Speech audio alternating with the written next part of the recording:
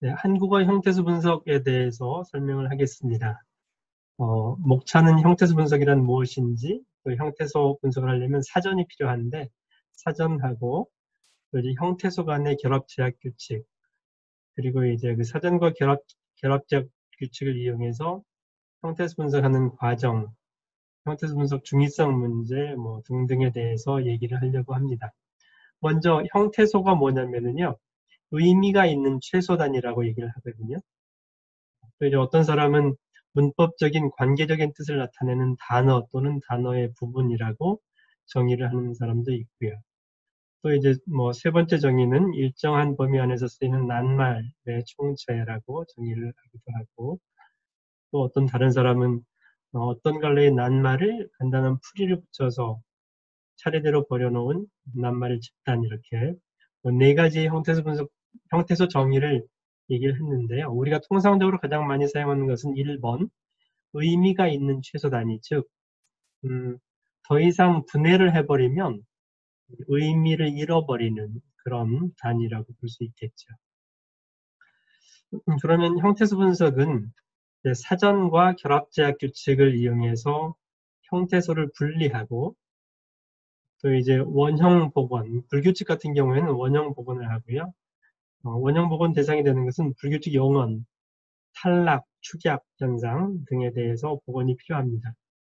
그리고 이제 그러면 형태소가 분리되었으면 각 형태소에 대해서 품사가 무엇인지를 파악하는 것이 형태소 분석이 되겠습니다. 그러니까 영어하고 한국어는 좀 다른 게 형태소 분리라는 부분이 들어가는데요. 그 이유는 뭐냐면 한국어는 명사 더하기 조사라든지 동사 형용사 더하기 어미, 이렇게 두 개 이상의 형태소가 결합해서 하나의 단어를 이루기 때문에, 그래서 이제 형태소 분리가 필요한 거죠.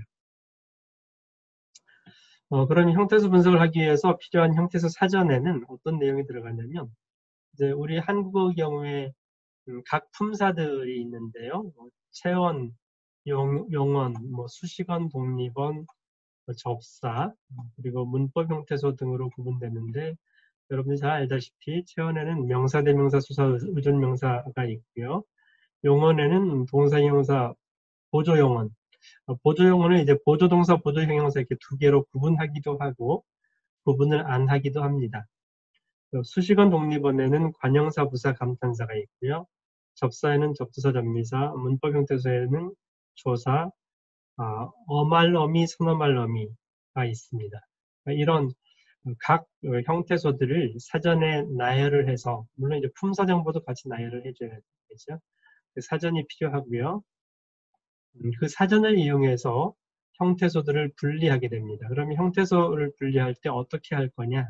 일단 형태소의 정의가 한국어에서 좀 모호한 것들이 많이 있습니다. 예를 들어서 알뜰하다라는 이런 우리말이 있을 때 우리는 이제 단어라고 하기도 하고 어절이라고도 하는데, 어절이라고 하는 이유는 word phrase, 영어는 word인데 한국어는 조금 전에 얘기한 것처럼 두 개 이상의 형태소가 결합해서 하나의 단어를 이루기 때문에 word phrase, 즉 어절이라는 용어를 사용하기도 합니다. 일단 알뜰하다라는 그런 어절이 있을 때 이것을 형태소로 분리하려면 알뜰, 하, 다 이렇게 세 개로 분할을 하는 게 좋을지, 또는 알뜰하 더하기 다 이렇게 두 개로 분해하는 게 좋을지, 모호한 경우들이 많이 있거든요.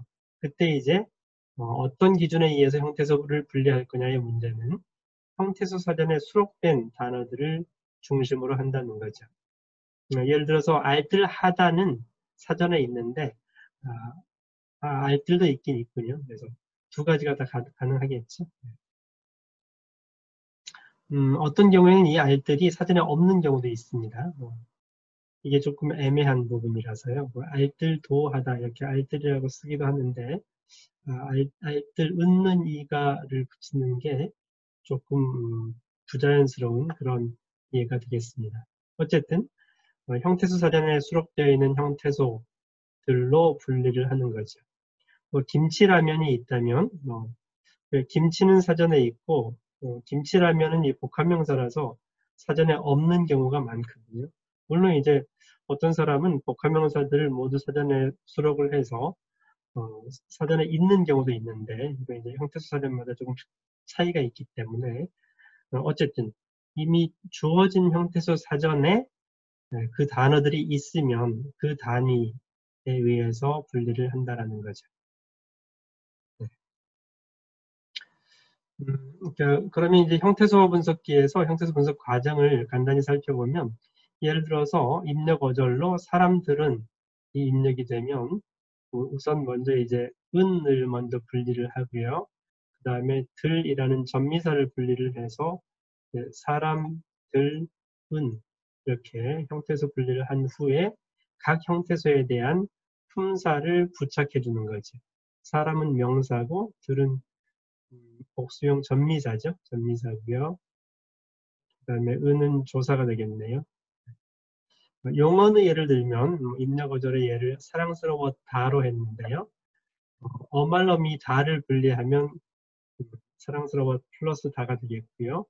여기서 이제 선어말럼이 이 쌍시옷 부분을 이제 원형 복원해서 어스로 했네요. 사랑스러웠다. 그 다음에 이제 원형 복원을 해서 사랑스러우 부분을 사랑스럽으로 복원을 하고요.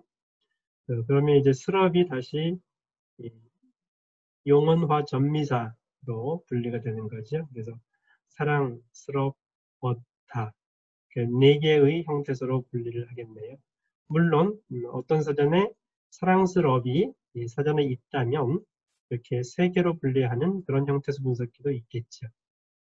이렇게 이제 형태소의 정의를 원론적으로 얘기를 했었는데 어쨌든 그 원칙적인 것보다는 그 형태소 분석기는 소프트웨어이기 때문에 그 형태소 분석기가 사용하는 사전에 어떤 단어들이 수록되어 있느냐, 사랑스럽이 수록되었느냐 안 되었느냐에 따라서 형태소 분리 결과가 달라질 수 있다라는 얘기죠. 그러면 이제 형태소 분석 사전에 예를 하나 보여드리면요. 여기 왼쪽 부분이 실제 형태소 분석기에서 사용하는 사전 앞부분을 가져온 건데요. 이렇게 이제 형태소가 있고요. 가가, 가가래, 가감, 가격 이런 등등이 있겠죠. 그리고 그 우측에는 품사 정보가 표시가 되어 있고요. 가의 경우에는 명사를 이제 n으로 표시했는데요. 명사 가도 있고 동사 가다도 있습니다. 이 형태소 분석기가 사용하는 사전은 우리가 사용하는 국어사전과 조금 다른 점이 있는데요. 국어사전에는 동사에서 표제어가 가다로 되어 있잖아요. 근데 이제 형태소 분석기에서 사용하는 사전은 어미를 떼어내고 가로만 수록을 하기 때문에 명사 가하고 동사 가다하고 같은 표제어가 되는 거죠. 그래서 이제 명사 가도 되고 또 이것은 콜론을 사이에 두고 두 가지 이상의 품사를 구별한 거거든요. 그래서 이제 자동사를 VI로 표시했는데 VI 자동사가 되기도 하고 또 여기 RG는 이제 irregular 불규칙 표시를 한 거거든요. 가거라 거라 불규칙이라서 거라 불규칙 표시까지 같이 되어 있고요. 여기까지가 이렇게 자동사의 거라 불규칙.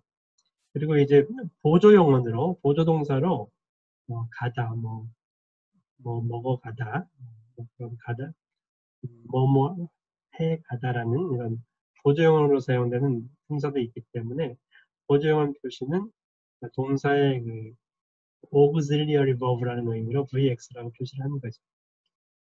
가가는 이제 명사 하나만 사용되고 있고요. 가가리에도 명사 하나. 가가호호 같은 경우에는 부사, adverb로 사용되기도 하고 명사로 사용되기도 하고 여기 이제 가감 같은 경우에는 DO를 붙였는데 이건 이제 D는 되다, 가감 되다가 뒤에 결합될 수 있다는 그런 의미고요. DO는 하다, 그러니까 가감하다도 결합될 수 있잖아요. 그래서 가감되다 또는 가감하다 또는 가감이 명사 이렇게 세 가지 분사가 가능하겠네요. 이 뒷부분에 이제 IV는 자동사, 가감되다의 경우에는 자동사고 가감하다의 경우에는 타동사여서 transitive verb, intransitive verb로 구분을 해놓은 것이고요. 이런 형태로 형태수 분석을 위한 사전이 구축이 되고요. 이와 별개로 이제 조사하고 어미는 형태수 사전을 수록하기보다는 별도로 목록을, 조사 어미 리스트를 유지하는 경우가 많은데요. 여기 이 부분에 있는 것이 이제 조사 목록이고요. 그래서 앞부분, 기억 부분을 일부 이렇게 보여주고 있네요. 가치, 고 등의 조사. 이 부분은 이제 어미 목록이고요. 어미가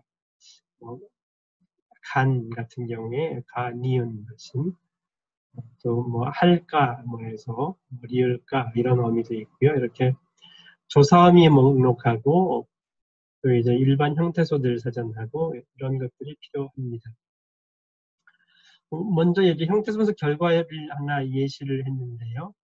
이 미래의 응용 소프트웨어는 뭐 땡땡땡 개발될 것이다. 이런 입력 문장에 대해서 형태소 분석을 하게 되면 이 아래처럼 미래, 명사, 의, 조사, 응용은 명사만 있네요. 소프트웨어, 명사는 조사, 사용자 습성은 이렇게 사용 명사 되는 전미사고요. 용언화 전미사. 그다음에 리을은 어말러미 이렇게 표시가 되어 있는 예를 보여드리고 있습니다. 여기 꺽쇠 안에 있는 뭐 숫자 표시는 그 형태수 분석기 개발한 사람이 필요에 의해서 숫자 표시를 한 거기 때문에 무시하면 되겠습니다. 뒤쪽 부분 조사나 어미 뒤에도 1, 5, 13 이런 것들이 들어있는데 그 조사 어미 유형을 구별하기 위해서 편의상 붙여놓은 정보니까요. 그것도 그냥 무시하면 되겠고요. 또 다른 예네요. 뭐 대우자동차가 뭐 전환기를 맡게 때 이런 문장이 됐을 때 이 예를 보여드린 이유는 방금 전에 봤던 것들은 대부분 형태수 분석 결과가 하나였잖아요. 아래 것이다의 경우에만 분석 결과가 2개 출력되었는데요. 것, 그 다음에 서술격 조사 어말럼이 다 이렇게 분류할 수도 있고 이다라는 뭐 A이다 B이다 이렇게 이다라는 조사가 있는 경우도 있어서 그런 경우인데 여기는 이제 조금 더 우리가 현실적으로 주로 이제 명사들을 형태수 분석할 때 중의적으로 분석될 수 있는 그런 예를 몇 개 보여드린 겁니다. 뭐 대우자동차 플러스 가로 분석하는 게 맞을 텐데요. 여기 대우자동차 가도 하나 있네요. 포드에 첫 번째 게 정답일 텐데 포드에라는 것도 출력을 하고 있고요. 이 예는 왜 그러냐면 이 대우자동차 이렇게 복합어는 모두 다 형태수 분석 사전에 나열하기가 쉽지가 않거든요. 너무 많아서. 그래서 이제 일부 형태수 분석기들은 뭐 100만 개 이상 이런 복합어들을 사전에 수록하는 경우도 있지만 그렇지 않은 경우도 있어서 그러면 이제 이 대우자동차라는 복합어 또는 이제 고유명사가 사전에 수록되어 있지 않을 경우에 추정을 해야 되거든요. 그래서 이제 가가 조사 목록에 있기 때문에 가를 분리할 수 있을 텐데 대우자동차 플러스 가 이렇게 형태수 분석을 할 수도 있고요. 또는 이제 대우, 자동, 차가 이게 대우도 명사가 있고요. 자동도 명사가 있고요. 또 차가라는 명사도 있거든요. 뭐 차가버섯이라든지. 그래서 이제 명사가 되기 때문에 이게 전체가 복합명사가 될 수도 있어서 그래서 2가지로 형태수 분석 결과를 출력한 이해죠. 포드에도 마찬가지예요. 포드가 사전에 없기 때문에 포드에 자체가 명사가 될 수도 있어서 2가지를 출력한 거고요. 참고로 이제 이 형태수 분석기에서는 여기 원래 꺽쇠가로 옆에 품사 정보가 있어야 되는데 품사 정보가 비어 있잖아요. 미국 같은 경우에는 명사 표시 n이 있는데 이 경우에는 비어 있는데요. 이 비어 있는 것은 사전에 없는 단어라는 그런 의미거든요. 이렇게 이제 형태수 분석 결과를 보여드렸는데 조금 복잡한 예를 하나 보여드리면 확실시됨에 따라 해서 확실시 명사 되다 영원하전미사 미음이 어말어미 이게 명사형 어미이기 때문에 명사형 어미 뒤에 다시 조사가 붙을 수가 있는 거죠. 이렇게 이제 하나 둘 셋 네 개로 분리하는 그런 예를 보여드린 거고요.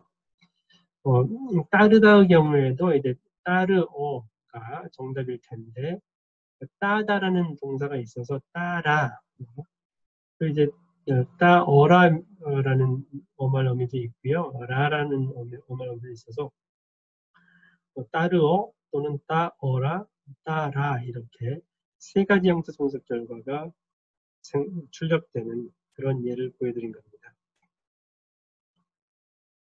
네, 방금 전에 이제 형태 성적 결과가 두 가지 이상인 예도 일부 보여드렸는데 대부분 이제 사전에 형태수가 없는 그런 복합명사라든지 고유명사의 경우에 그런 일들이 많은데요. 그렇지 않고 정상적으로 여러 가지 형태 성적 결과를 분석되는 그런 단어들이 좀 있습니다. 대표적인 예가 가시는인데요. 가시는 같은 경우에는 생선 가시의 가시 명사, 는 조사 이렇게 분석될 수도 있고 가다의 선언어 존칭 시 하시다의 시는 이렇게 동사로 분석될 수도 있고요. 또 가시는이 갈다의 시는 이 맷돌로 뭘 콩을 갈잖아요. 갈시는 도 가능하고요. 또 가시다라는 동사가 있거든요. 냄새가 가시다. 냄새가 없어지다라는 뜻이죠. 그래서 이제 가시다라는 동사의 어미로 분류할 수도 있고 이렇게 이제 형태수 사전하고 조사 어미 결합 규칙에 적합한 그런 분석 결과가 2개 이상인 이런 경우들이 종종 있다라는 거죠. 물론 이제 이 중에서 문장 좌우 문맥을 보게 되면 저 4개 중에서 하나가 정확한 분석이겠지만 이 좌우 문맥을 고려해서 이제 하나를 선택하는 문제는 태깅 문제라고 해서 그 다음 문제가 되거든요. 네, 그래서 형태수 분석기는 가시냄의 예처럼 이 가능한 모든 분석 결과를 일단 생성을 해야 됩니다. 일단 가능한 이 4가지를 모두 다 생성한 다음에 좌우 문맥을 보고서 옳은 것을 선택하는 단계가 그 다음에 선택해야 되니까요. 그러기 위해서는 이제 내부적으로 이렇게 5, 6, 7, 8의 경우에는 분석의 중간 과정에서 임시로 분석된 그런 예인데요. 그래서 이제 최종적으로 형태수 사전에 여기 1, 2, 3, 4에 있는 것들은 가시, 가시다. 이게 모두 다 형태수 분석 사전에 있는 거고 조사 어미일 리스트도 맞고요. 근데 이제 5, 6, 7, 8의 경우에는 이 어미, 는이나 니은만 분리를 했었는데 이 동사로 추정되는 이 부분이 사전을 탐색해 보니까 사전에 이 동사가 없어서 없다는 표시가 이게 블랭크 품사 표시가 없다고 했었잖아요. 그래서 이것들은 이제 이미 옳은 분석 결과가 4개나 됐는데 사전에 없는 형태수가 포함된 그런 분석 결과를 출력할 필요는 없잖아요. 하여튼 내부적으로 이렇게 여러 가지 다양한 시도를 하면서 형태수 사전과 또 형태수 간의 결합 제약 규칙에 적합한 그런 분석 결과를 생성한다라는 것을 설명한 것입니다. 김치라면의 경우에도 마찬가지인데요. 지금 1번, 2번이 옳은 분석 결과로 생성됐고요. 김치는 뭐 사전에 있는 명사고 뭐 라면, 이라면이 맞으니까요. 근데 이제 이 3번에서 9번까지 이 부분은 여기 어휘 형태소 부분이 김치다. 이 부위는 동사거든요. 김치다라는 동사는 없잖아요. 뒤가 라면이 어미니까요. 3, 4, 5, 6, 7까지는 이 어휘 형태소 부분이 이 동사여야 되는데 뒤가 어미니까. 근데 이 동사에 없기 때문에 실제로 이제 분석 결과로 생성을 안 하는 거고요. 또 이제 8번, 9번의 경우에는 이 부분은 이제 김치라 플러스 면, 김치라 이면 이렇게 분석할 수도 있겠지만 이 김치라는 사전의 명사가 수록되어 있지 않을 것이고 이미 김치가 사전에 수록된 이 옳은 분석 결과 두 개나 생성되었기 때문에 8번, 9번을 형태소 분석 결과로 생성할 필요는 없겠죠. 근데 이때 이제 우리는 김치라면이 좀 문제가 될 수 있죠. 김치라면, 뭐 신라면, 무슨 참깨라면 이런 것처럼. 그런데 어쨌든 그렇다고 하더라도 이미 두 개나 옳은 형태소 분석 결과가 생성이 되어서 10번도 생성을 해주긴 해야 될 텐데 생성을 못하는 그런 형태소 분석 결과가 발생할 수 있다는 거죠. 그러면 만약 10번도 형태소 분석기가 분석기로 생성하도록 하려면 어떻게 하면 될까요? 김치라면을 형태소 분석 사전에 추가해주면 되겠죠. 근데 이제 원래 처음 만들어진 사전에 추가하기는 쉽지 않을 테니까 사용자 사전을 두어서 사용자 사전에 김치라면을 수록을 하면 그러면 이제 이 10번도 분석 결과를 생성하도록 이렇게 할 수 있는 것이죠. 그래서 결국에 이제 형태소 분석기가 사용하는 사전은 원래 기본적인 어휘 사전, 그 형태소 사전이 있고요. 또 사용자 사전이 하나 더 있어야 되고요. 또 이제 부가적으로 뭐 기분석 사전이라든지 특수한 뭐 이런 사전들이 추가될 수 있습니다. 네. 여기까지 형태소 분석에 대해서 간략하게 얘기를 했는데요. 그러니까 한국어 형태소 분석의 특성을 한번 정리해보면 우선 형태소 분석의 처리 단위는 일단 블랭크 단위로 띄어쓰기에 의해서 구별되는 문자열을 형태소 분석기의 입력으로 한다라는 그런 얘기죠.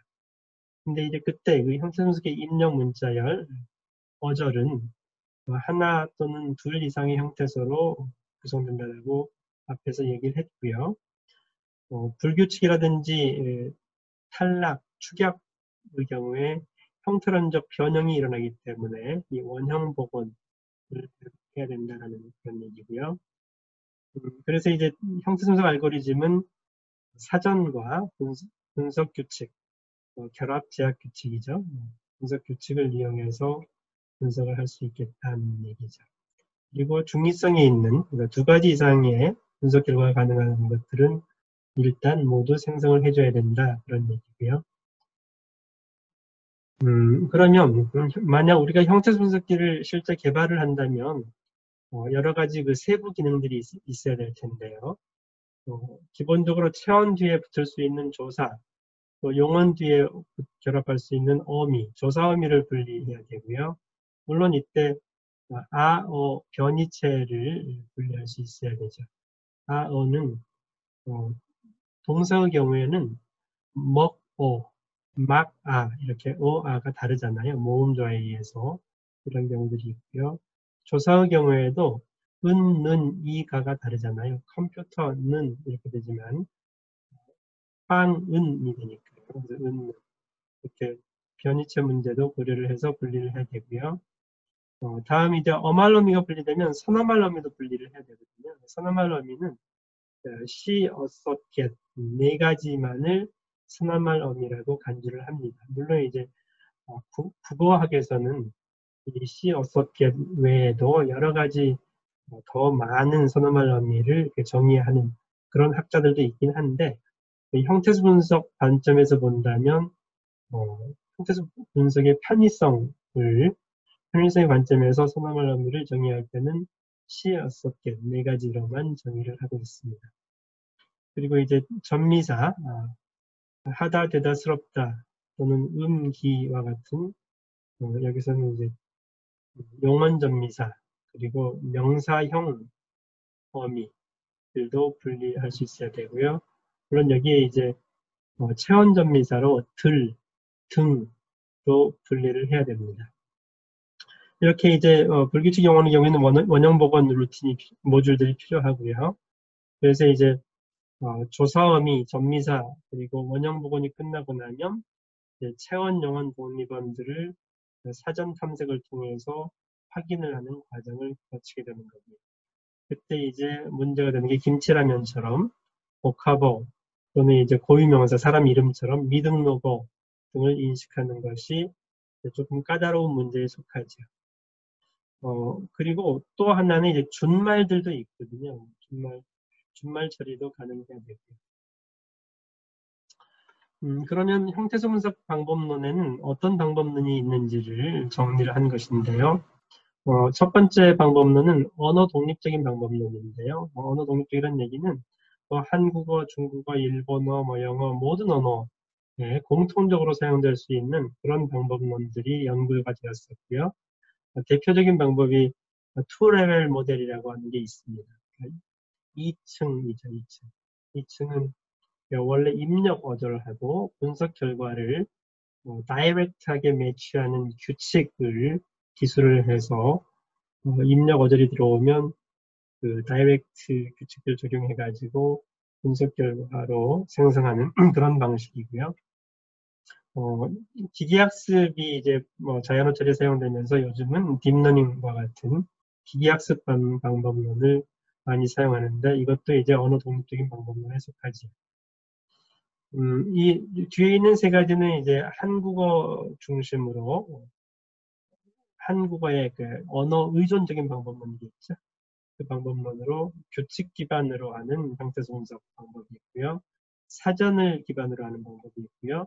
기분석 사전을 이용하는 그런 방법론이 있습니다. 제가 조금 전에 앞부분의 형태소 분석 이론을 설명할 때는 주로 이제 규칙 기반 방법을 중심으로 말씀을 드렸어요. 즉 형태소 사전하고 결합 제약 규칙을 이용해서 옳은 분석 결과를 생성하는 것이죠. 근데 이제 사전 기반 형태소 분석 방법론 같은 경우에는 이 결합 제약 규칙이었었잖아요. 규칙 기반에서 이 규칙을 사전에 수록하는 그런 방식을 사용을 합니다. 그러니까 예를 들면 불규칙 어간에서 우리 그 국어사전에 보면 아름답다의 아름답만 사전에 수록되잖아요. 아름다운의 아름다 또는 아름다우, 아름다라든지 아름다우는 사전에 없거든요. 근데 이제 이 사전 기반 형태 분석 방법론을 이용하게 되면 원형인 아름답뿐만 아니라 불규칙 어간인 아름다, 어떤 사람은 아름다로 수록할 수도 있고 또 다른 형태 분석에서는 아름다우로 수록할 수도 있는데요. 이렇게 이제 변형, 불규칙 변형이 일어난 어간도 사전에 수록을 해서 형태 분석을 하는 그런 방법이지요. 그러면 이제 규칙 기반 방법론은 알고리즘이 결합 제약 규칙 관련된 부분이 주요 알고리즘이 되는 거고요. 사전 기반 형태소 분석은 대부분의 그 분석에 필요한 정보를 사전에 수록하고 있기 때문에 알고리즘은 매우 더 단순해지는 거죠. 기분석 사전을 활용하는 방법은 이미 분석된 결과를 사전에 모두 다 수록해서 즉 어절 단위로 아름다웠다, 아름다웠으니 이렇게 아름답고 모두 다 사전에 수록하고 분석 결과를 함께 수록을 한 다음에 어절 자체를 서치해서 분석 결과를 그냥 보여주기만 하는 그런 형태로 그런 형태를 구현하는 것이 이제 기분석 사전을 이용하는 방법이고요. 기분석 사전을 이용하는 방법은 그렇게 쉽지는 않겠죠. 왜냐하면 한국어는 워낙 그 어절 유형이 어절 형태가 다양하게 발생하기 때문에 즉 먹다 같은 경우에 먹었다, 먹었고, 먹었으니 먹었는데 이렇게 1000가지 이상의 어미가 결합될 수 있고요. 거기에다가 선어말 어미 시 6개시 결합되면은 먹으시었다, 먹으시고, 먹으시었고, 먹었고, 먹었었고, 먹었겠고 이렇게 매우 많은 그런 어절이 발생하기 때문에 모든 그 어절들을 분석 사전에 분석 결과까지 함께 수록하는 것은 간단하지는 않죠. 하지만 이제 빈도가 높은 고빈도 어절들에 대해서는 기분석 사전에 이미 분석 결과를 저장해서 탐색만 하는 그런 기법을 사용하기도 한다는 거죠. 네, 그래서 이제 여기서는 사전 기반의 방법하고 규칙 기반의 방법을 비교를 해본 거고요. 뭐 분석 규칙, 결합 규칙을 알고리즘으로 처리할 거냐, 규칙 기반 방법, 사전으로 처리할 거냐, 사전 기반 방법이 되는 거죠. 네, 여기까지가 형태소 분석 이론에 대한 간략한 소개를 한 것입니다.